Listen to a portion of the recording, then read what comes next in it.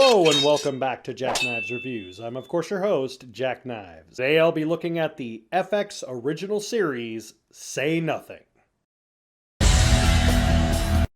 During the 70s, 80s, and 90s in Belfast, Ireland, multiple people's lives are involved in the conflict known as the Troubles, as well as the missing Irish people known as the Disappeared, the involvement with the IRA, and the murder of Jean McConville. This takes place during a conflict known as the Troubles, which was, in the shortest version, kind of the Irish Civil War, taking place between the 60s, 70s, 80s, and all the way up to the early 90s. So it was a long conflict that during that period of time, there was also multiple fights, multiple murders, multiple disappearances, and tons of crimes that were kind of covered up. And it's based off of a book with the same title. It takes somewhat fictionalized characters, some people based off of real people, and it makes people care about these characters. It makes you engaged, even though you, or most people who would see this, are not really familiar with the concept or the actual conflict itself. It makes people engaged.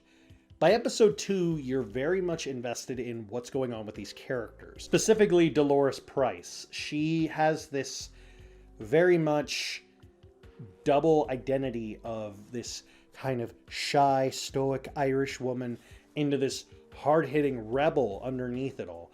And you see that development happen over time, and you don't feel it's forced. It feels genuine. It feels organic. Like if a person kept having horrible things happen to people that they loved and cared about, how far would it push them? And would they then have a conscience enough to keep that conflict going, keep that feeling rising? The filming has a great quality of going from very dingy and very destroyed to also very nice and beautiful in the countrysides.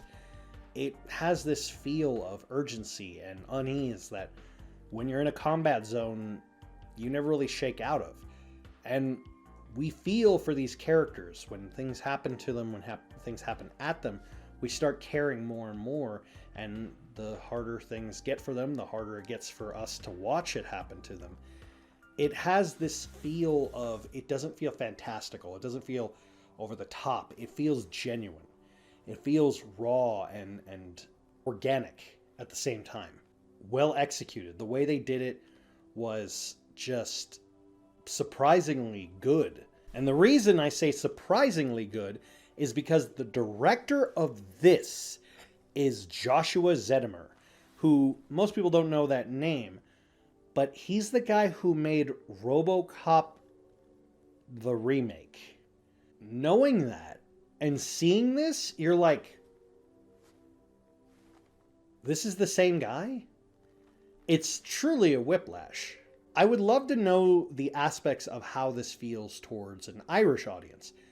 I have a friend who's from Ireland, and he, of course, is too young to actually have lived through the conflicts, but he did tell me a little bit about how his parents dealt with it and how it affected them and his grandparents, and how it's still a very sensitive topic to bring up at dinner tables. I just kind of want to know how it's talked about in Irish circles and Irish households and things like that.